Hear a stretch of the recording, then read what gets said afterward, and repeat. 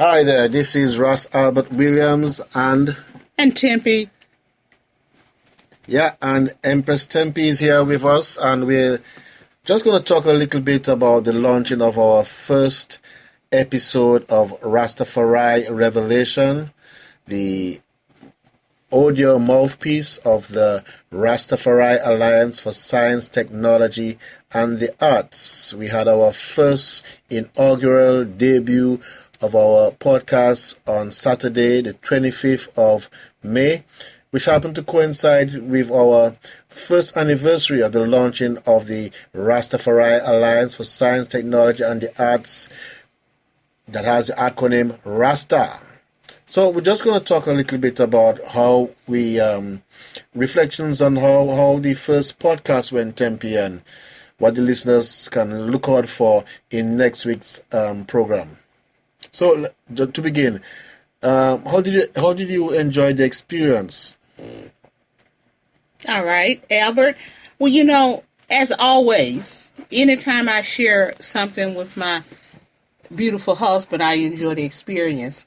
But this took it a little deeper because I was able to, in a sense, tread on unfamiliar territory. So it was very enjoyable as well as enlightening for me. And I hope so for the viewing audiences that listened in as well. We touched on things that I think people always had in the back of their minds and probably wanted to ask, were maybe too afraid to ask. Well, that's what our show is about. Talking, telling, sharing. Yeah, I'm talking about talking, sharing, selling. Just to let you know that this is a Rastafari themed program. We are discussing various aspects of the Rastafari movement, how it started and where it's going, where it's at this minute. And we're looking at various key points in Rastafari, how the Rastafari movement can improve the brand, as it were. Over the years, Rastafari has kind of, since 1930 to the present day, has kind of just crept along with, spontaneous developments. We had, in the 1930s, we had the original evangelists who were out in the street corners of Western Kingston preaching this new doctrine of the living God, of Emperor Haile Selassie of Ethiopia being the living God. And later along that was incorporated with the dreadlocks and the herb smoking.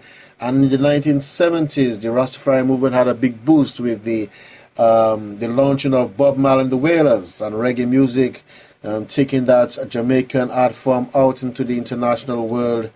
And then, but since Bob Marley passed away in 1981, the Rastafari movement has gone kind of quiet. And not that the Rastafarians are not doing their thing there in the various islands of the Caribbean and Jamaica and the rest of the world.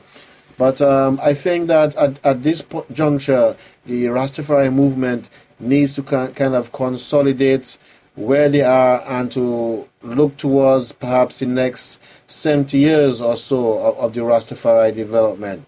So that is what we're looking at on the program Rastafari Revelation. Well, Albert, I'd like to interject my thoughts on what you said, because what you said is absolutely beautiful. And like you said, Rastafari has sort of quietened itself down.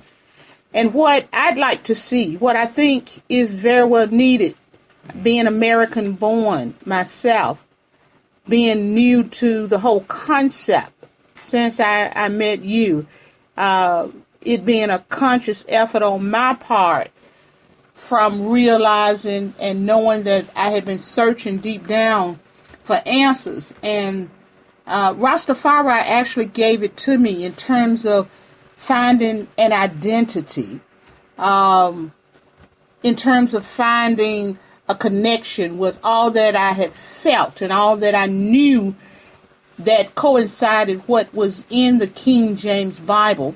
And I think that one of the things that you do so well, and I think that it's very needed, that if if the Rastafari community want to really branch out, because it is no longer a local village organization or community. It's a global world now, and it's open. And I've been doing a lot of research since I've met you and since I've become a part of Rastafari. And I think that it's different for different people because, like Bob Marley say, there's no rules, no vows. You can do it anyhow.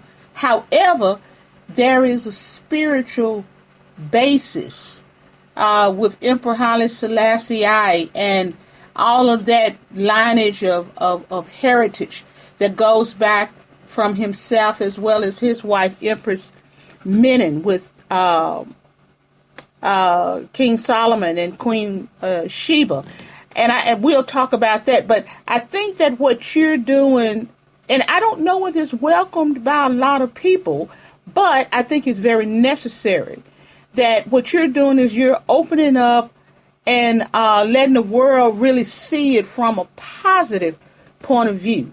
Because from America, and I will say it, Rastafari has a very negative connotation because of the herb smoking and the dreadlocks. And what you shared yesterday was enlightening because it's still not going to go over with a lot of people. But those people that are really searching for knowledge and on an intellectual basis will be able to hear and see where you're coming from. You see, and I think that that's not to put down anyone, but I think that that's where the movement has to go for generations to come. Okay, and that's Empress Tempe there, in case you're just joining us. We're just reflecting on the first episode of Rastafari Revelation, produced and presented by members of the Rastafari Alliance for Science, Technology and the Arts. And this is where we invite you to join us again on Saturday from 2 to 3 p.m. on Spreaker, Facebook, SoundCloud, YouTube, Twitter, you name it. Wherever you have a social networking site and you've got our widget, we'll be with you live and direct. This afternoon, Tempe, we're just speaking to listeners from our app on our Samsung Galaxy Note 2. I'm trying it out as well. So, any last words for the listeners out there before we sign off? Well, yes, I'd like the listeners to just get their questions in order, and like Albert said, post a question to us. Don't be afraid to, and that's what we're all about. We're excited about next week's program, and I'm excited with my husband. I wish you could see him. And one of the things that we've got a couple of questions. I've got a couple of questions that I want to bring out to him because what he's doing is, and he's a great inspirator and a great motivator in terms of carrying on Marcus Garvey's work. And, you know, Marcus Garvey died June 10th of 1962.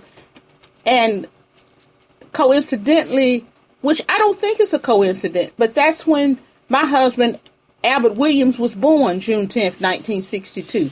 So there's a lot of essence in what he's doing right now. He's carrying on what he feels in his gut, in his soul, and we have to have the utmost respect for that. Now, one question I'm going to preempt and tell you, I'd like for you to be thinking so you can share with everyone and explain to us next week, what does this prefix RAS, what does Ross mean, Ross Albert Williams? Well, let me tell you something. You're going to have to tune in on Saturday and we'll explain everything you need to know about about Rastafari, Rasta, and Haile Selassie, because this is where we sign off. Join us on Saturday, 2 to 3 p.m. on Spreaker.com. Bye.